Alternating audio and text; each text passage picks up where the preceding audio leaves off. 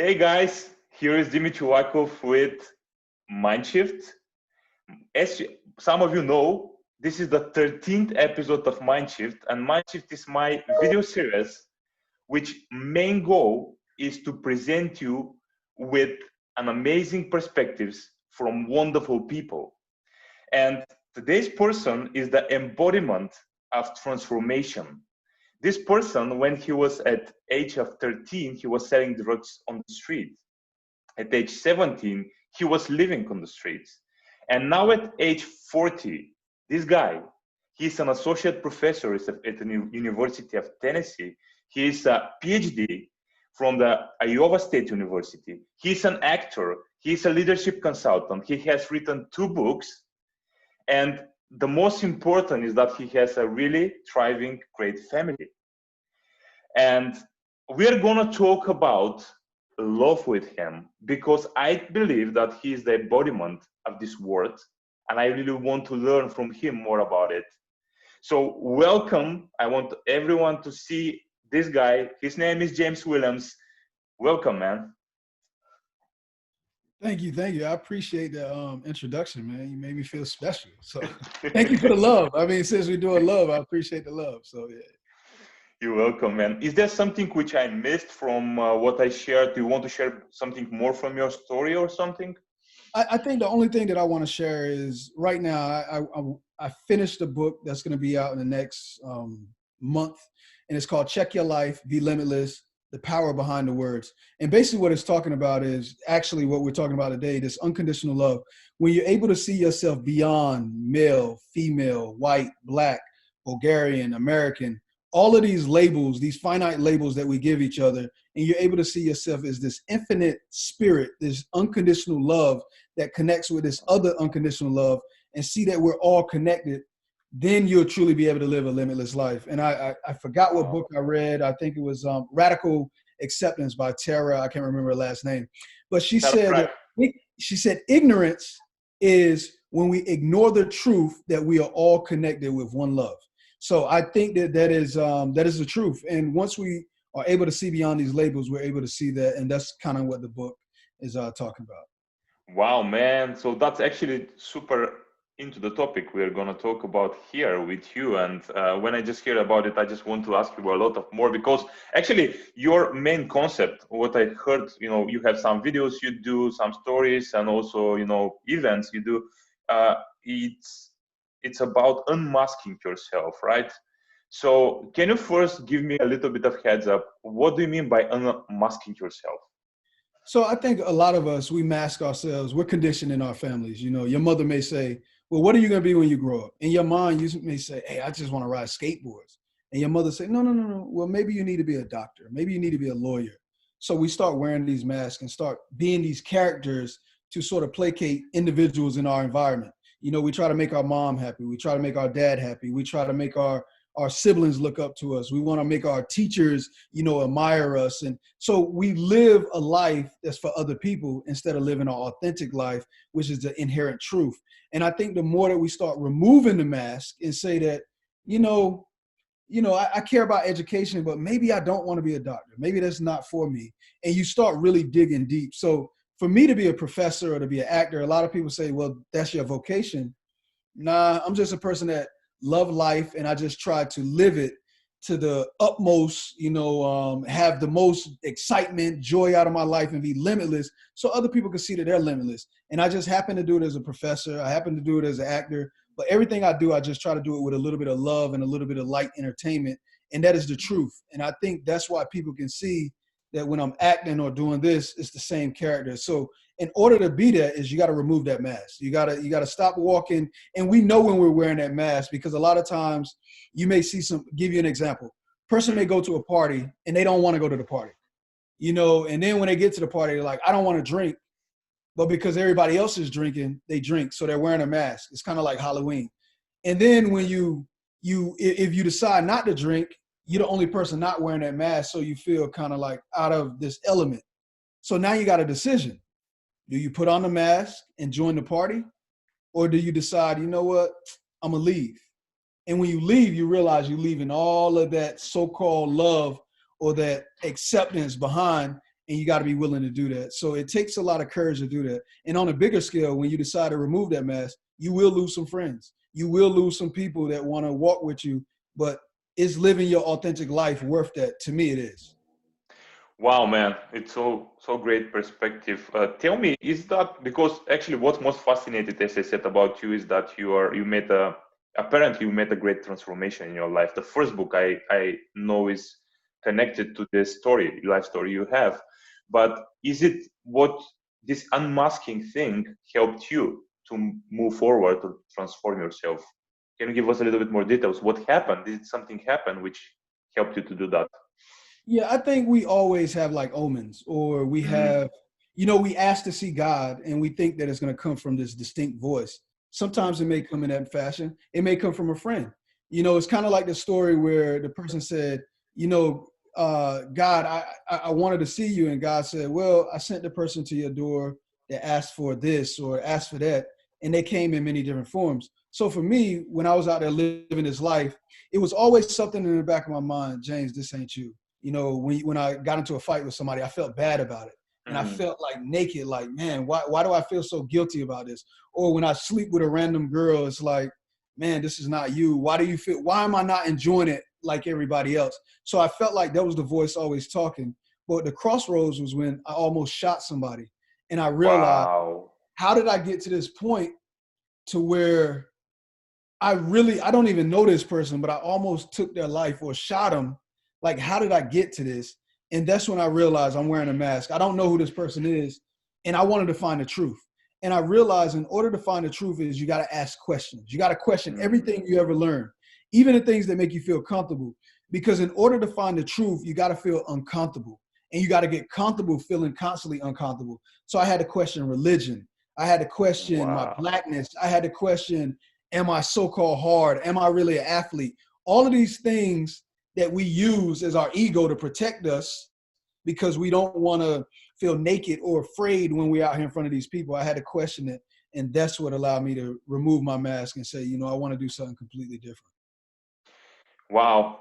Can you tell me, maybe I'm putting you on the spot here, but some of the answers you got there when you asked these questions, was there something which was the reason to say, okay, this is me? What was you actually? Honestly, I think all of it is you, right? Like Okay. for me, being on the streets. So getting Yeah. into fights, is that me? Mm, Yes, it is me. I did it. mm, Me selling drugs, is that me? Yes, I did it. I think a lot of times we like to run away from ourselves, and I mm, can associate it with the mask, but at the end of the day, I still did that. So it's mm. still consequences for your actions. And what I realize is, well, what was good about what I was doing? And see, it's hard for people to say, well, how is it good to be a womanizer? How is it good to sell drugs and to get into fights? Well, to get into fights, I was aggressive. I was fearless. Mm, I had confidence. To mm, sell drugs, I had to strategize. I had to negotiate. I had to realize what is the product, what is supply and demand. But also to be a womanizer, how do I use my chicanery or my communication skills, or my nonverbal cues to get people to like me or to persuade them?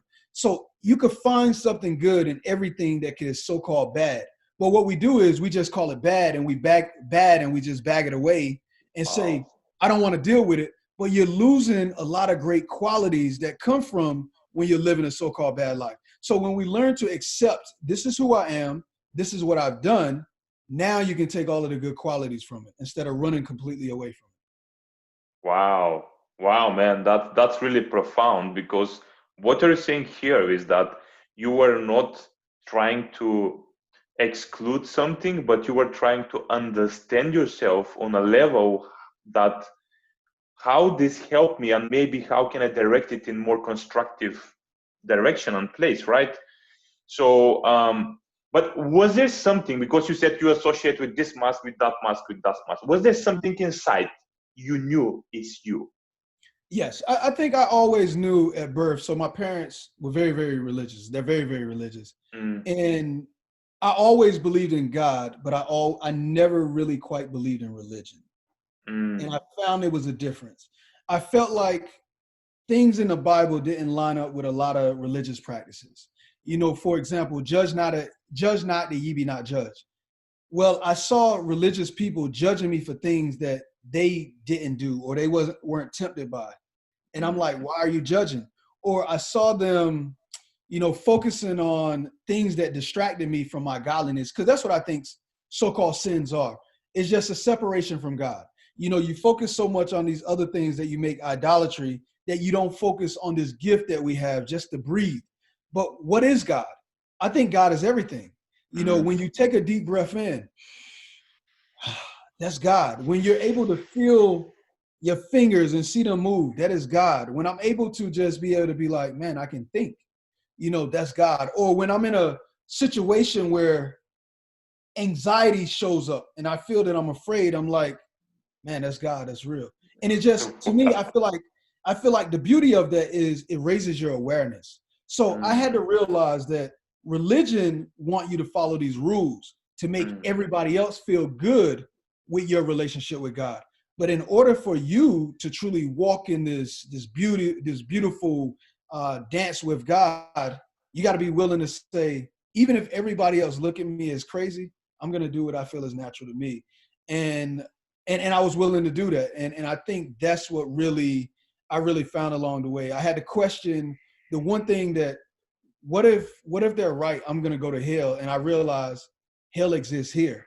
It Mm. may be something after you die, it may be, but what I know here is people can have heaven and hell on this earth, and I choose to have heaven. So that's abundance to me.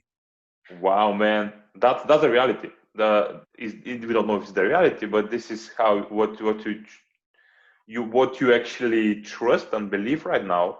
And can you tell me very shortly how this transformative belief or something have changed your life? How this changed it? So, I'll give you an example of I used to be a person that I didn't like to hug people. I didn't like to tell people I loved them. I felt like it made me feel soft. I felt like it made me feel weak, not like Yeah. a man. And I said, you know what? And I love rap. I used to love rap music and I still love it to this day. But Yeah. I had to part ways with rap music for a while. Okay. Tupac Shakur was my favorite rapper. So I wanted to find everything that made me feel love.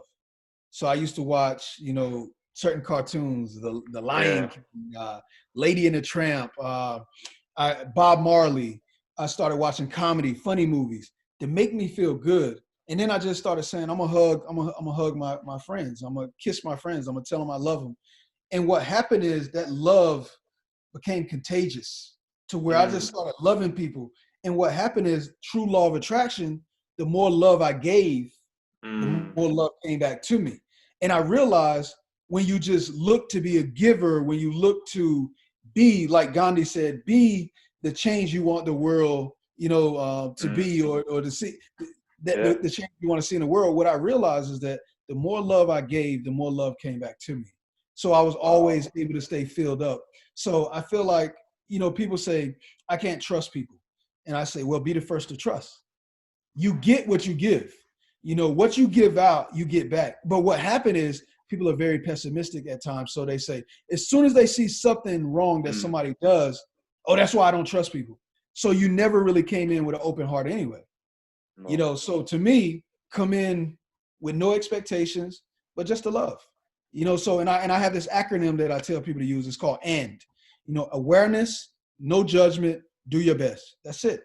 And when you Wow. come in with that, you're able to, just use unconditional love. That sounds really great, man. And you very beautifully went into the topic of love in this way. And I can just ask you now, because actually the topic which I wanted to have you here with this love topic, I got it from an interview with Stoyan Yankov. You gave him an Okay. interview from Okay. Productivity, um, Monday Productive. Yeah. And what you wrote there was, my purpose is to love life. I break that down to love every encounter and love every person I meet, just and unjust. That Yes. was something amazing which I read. And do you know, many people talk about this, but somehow I felt that this is so true for you.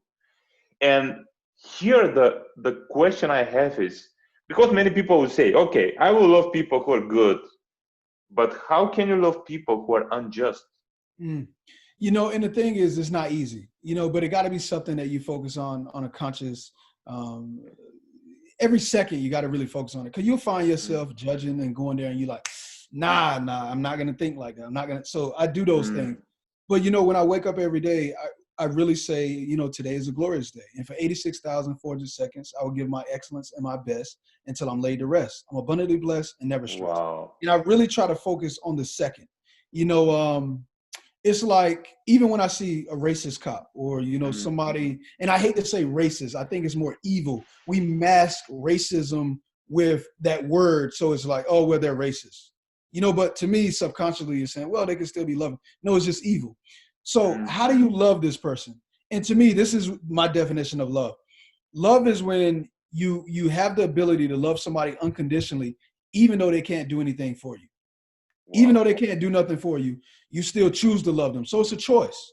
It doesn't mean you have to be best friends, but you're saying I choose to love them. I'm choosing to love, that cop that killed George Floyd. I choose that.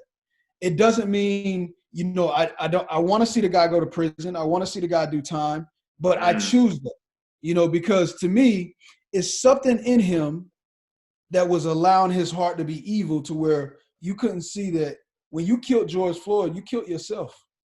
Anything you do to somebody else, you're doing it to yourself. So you don't even love yourself enough, to love your own fellow brothers and sisters. And to me, I feel like that is the tragedy that we see in this world. We hate things like that, to where if you see ants, they have just as much right to life than you do.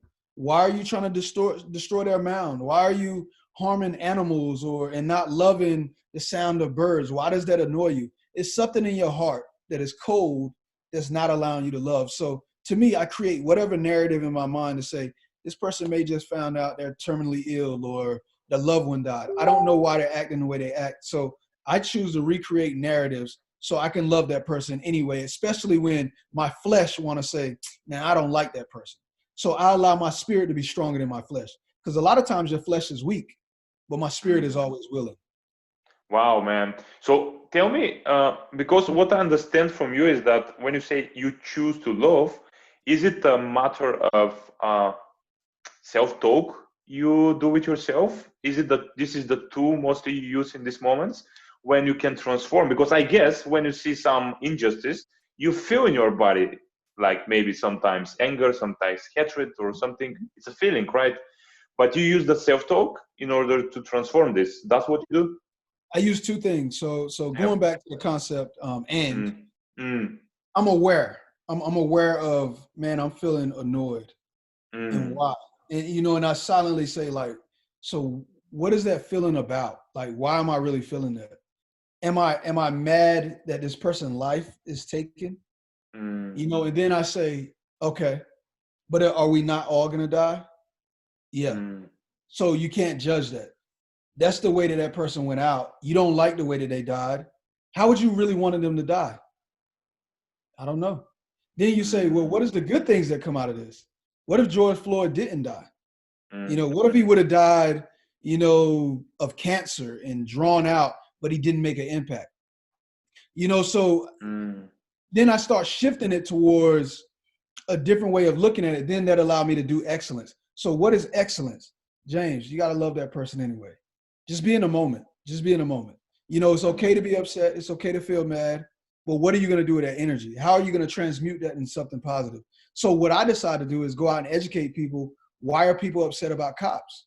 Because they will say, well, you got more black on black crimes. Yeah, that's true. That's true. And that's something that need to be addressed in the United States. I don't think just the black community. That is a collective thing. That's a societal thing. But why are people upset? They're upset because cops are put into their position to protect and serve. So focus on that. So yes, this is an issue over here, but this is cops' job. So now instead of being angry, I take that anger and use it as something positive and constructive instead of just reactive. Because when you react and you're emotional, nobody really even hear that or understand that. So I try to be more proactive. So that's how I use that. So you use, definitely. I mean, when I just hear, when you listen to you, I just really transform immediately in myself, because what you do is you start from the place, you don't deny your place of feeling, but you slowly try to transmute this energy to a place where you can just feel more empowered by it, but not destructive towards you or towards the society. Absolutely. And that Yeah. was the purpose of the book Tara wrote, which is a great book called Radical Acceptance. She used a lot Mm, of Buddhism philosophy because, you know, when you think about Taoism, Buddhism, or even Jesus, it's the way of life. Life is what it is. But what happened is we judge it and we start interpreting it and we start creating these stories. And the more we create stories, we create resentment, we create anger. And it's the stories that drive us to be mad. This shouldn't absolutely. happen. This shouldn't happen to me. It should happen to, so who should it happen to? Somebody else. So when we take the stories away and we say, man, I'm mad, I'm hurt. My friend died. My Mm, friend died. I'm never going to see him again. That hurts, but keep it there. Because for one, if you keep it there, you're able to place your love and energy where it needs to be. But when you start thinking about all these other things, I'm not even thinking about my friend that died no more. I was no. mad as I don't know what that my friend was murdered. You know, but I didn't waste my energy thinking about the person that murdered him. I'm mad Mm, that my friend is gone. I'm never gonna see his smile again. I'm never gonna hug him again. I'm never gonna, see his jovial energy. That hurts, you know. mm. So that's where I choose to keep my energy at. Wow, man. It's so strong perspective. It's strong perspective, definitely. And I just wanted to ask you this because I think everyone thinks like this. When we talk about love, most of the people they think that love is weak, makes you weak. And I think you are one of the strongest people I see in everywhere. Honestly, I've been seeing many people, but you are really strong. You say that you live by love. Tell me in what way love is strong, not weak. I feel like I don't know if it's a macho thing, a man thing. I think you hear people say, "Don't cry, don't do this." Mm, I cry, I cry. I just saw a mm, movie the other day that brought some tears to my eye. I cry. So it's and to me, I feel like that is power because it's your true emotions. So to me, I feel like the more you're able to express your true emotions and own it, I think that is mm, tough. For me to be able to say, "Oh, I could beat this guy up," what is that? That is just it's ego. And to me, I feel like love is what makes love so powerful is that I can go to any country and I feel absolutely comfortable because I come there with love and peace. I don't mm. come there out of harm. I don't come there out of spying on you or judgment. I just come there with my heart. And I think that's what love allow you to do. You're able to come with an open heart and be willing to take part in people's cultures, Mm, be able to be open to their ideas, their philosophies. And I think you learn more that way. I think you're able to, my way is not the right way. It just works for me. But the way that I think today may be completely different than the way I think tomorrow.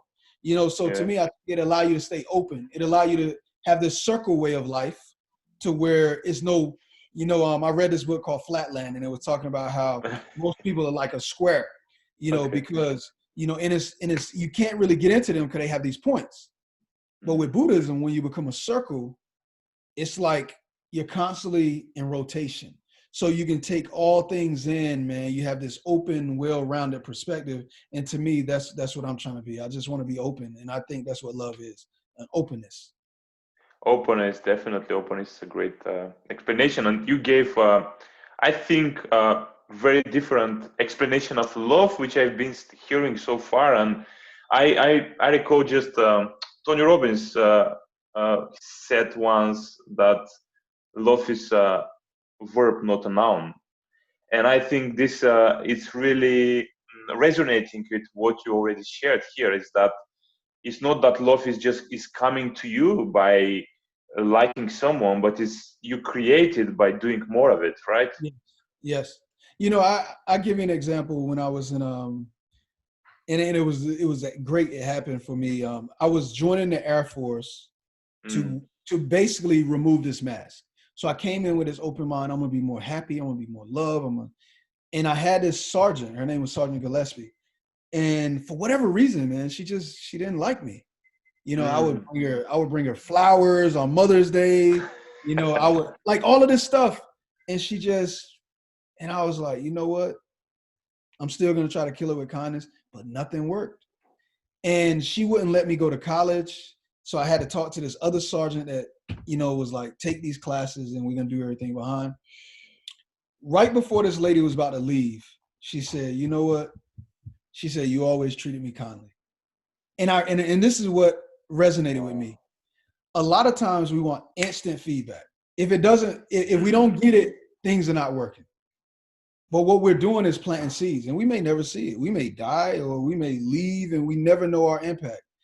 But going back to what Tony Robbins said, love is a verb. She couldn't give me anything. She didn't give me anything back, but I still chose to love her. And the thing is, what I realize is when we choose to love, kind of like when Jesus, you go to the story of Jesus going to the cross and they put him up there, they pierced him in the side, and he said, forgive them, they know not what they do to me. No. How can we love somebody even at the face of they're trying to kill us? And to me, that's why when, people say, everybody's not happy for you. I'm happy for them, Look, they're entitled not to like me. That's okay. And I'm happy for them. If that make them happy, I'm happy for them. And to me, it got to be a genuineness. And I really do pray and wish them well. So to be able to love people that don't love you and still wish that they're able to enjoy life, to me, that's been limitless.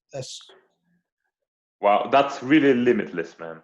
That's really limitless because you don't depend on what other people will do or say or think about you.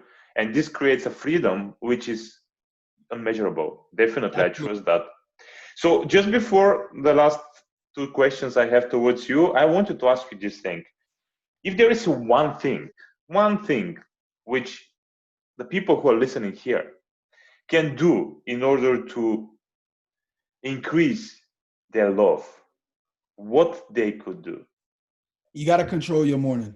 You got to control your morning. As soon as you get up, you want to take some time to relax. Don't grab your phone. Don't cut on the TV.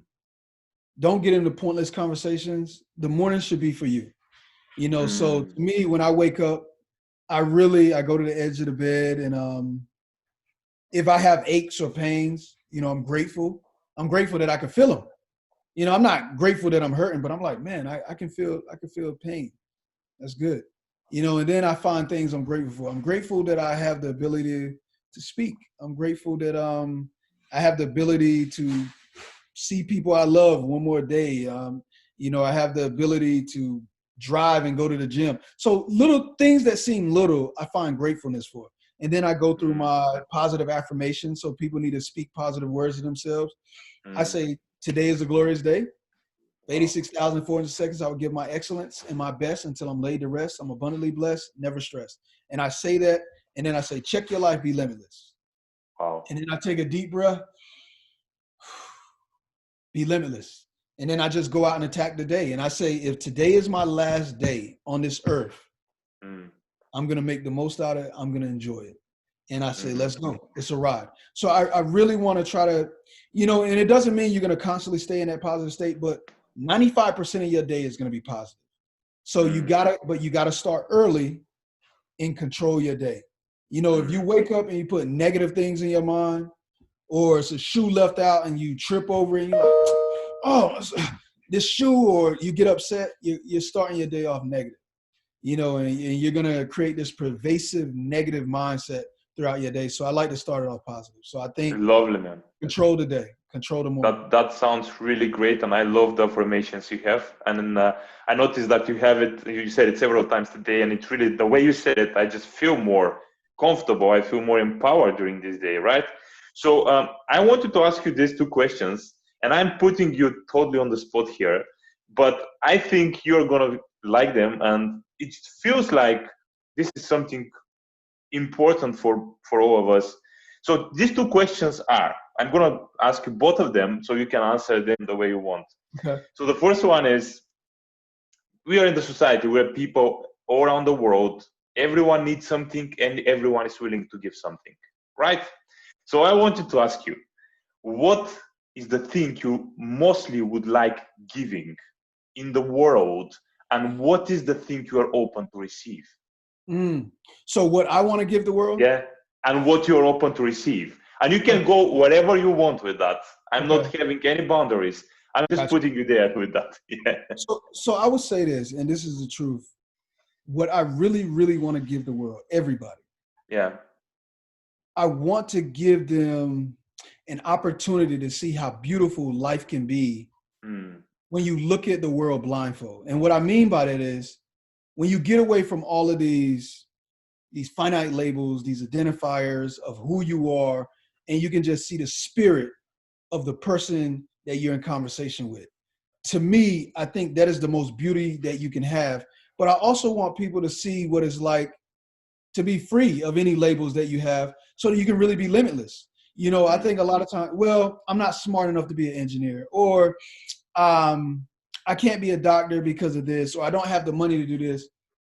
There is nothing that can Oh, stop you when you truly say, nah, I'm going to do whatever I want to do.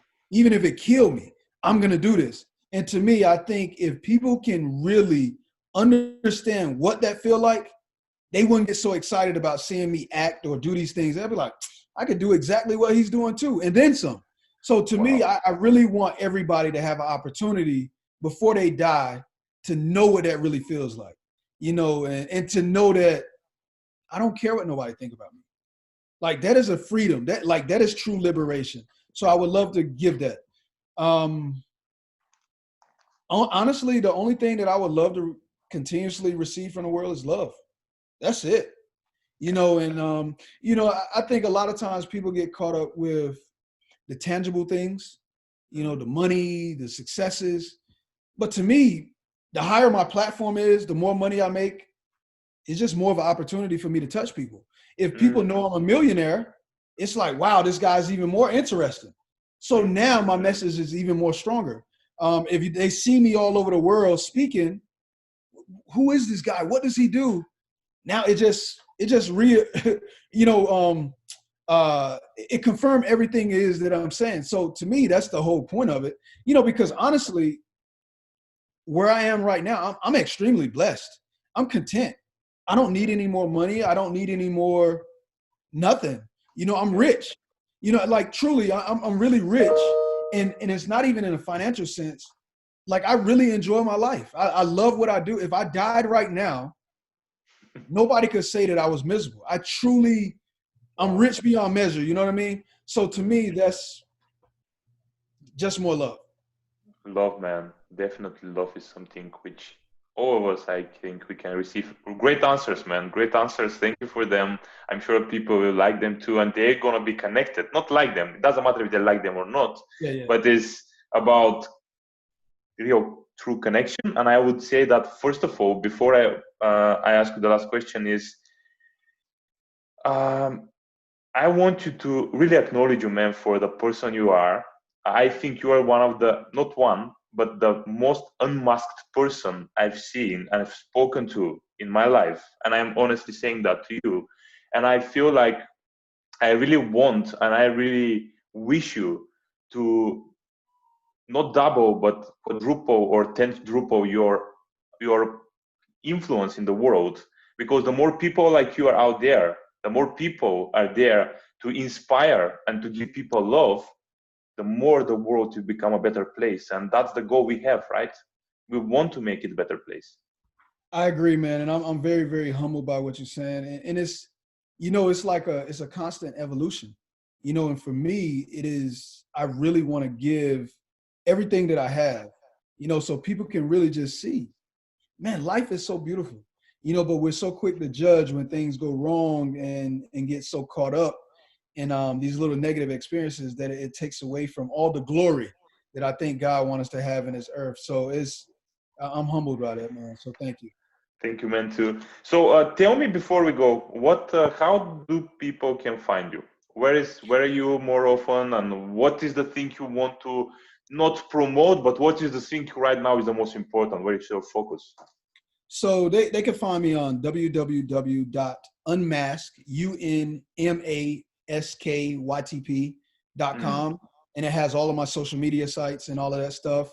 And if they use that, they will find me on Instagram, Facebook, mm. all of these things. the one thing I really want people to do, and the one thing that I felt like the message was given to me, I feel like that's the reason why I'm not on the cover of the book. I feel like it was given to me from somebody, from a higher spirit. So I feel like I need to separate myself from the message. I really want people to buy the book, Check Your Life, Be Limitless. I think they will really understand just how I think, why I think the way I think. And if they buy into that, they'll be able to see the beauty in their brothers and sisters that come from all different shades of colors, different ethnic groups, different sexualities, whatever. And they will really be able to understand just how beautiful and rich life can be. And they will be able to see that true wealth lies deep within. And then, you know, we're able to manifest it in the physical realm. So that's really what I want to leave. Thank you, man. I definitely tell to everyone who is listening here, go buy this book. I will do it for myself. I will definitely buy it, man. I promise that. I'm sure that you're going to have a really beautiful message. And wish you a lot of success, man. Tons of success, tons of love received and given. And really thank you for being here with me and giving your beautiful message. And yeah, that Well, I is. thank you, and I appreciate you, my brother. Always. Thank you. Seriously, I Thank really. you, man. Thank you, Thank sir. you. So everyone, that was James Williams with The Power of Unconditional Love. And I really tell you, go there, listen to that, come again here. I'm going to bring you more people with these powerful perspectives, and we can make in this way the world not only the better place, but also the most prosperous place ever. So talk to you soon, and bye to everyone.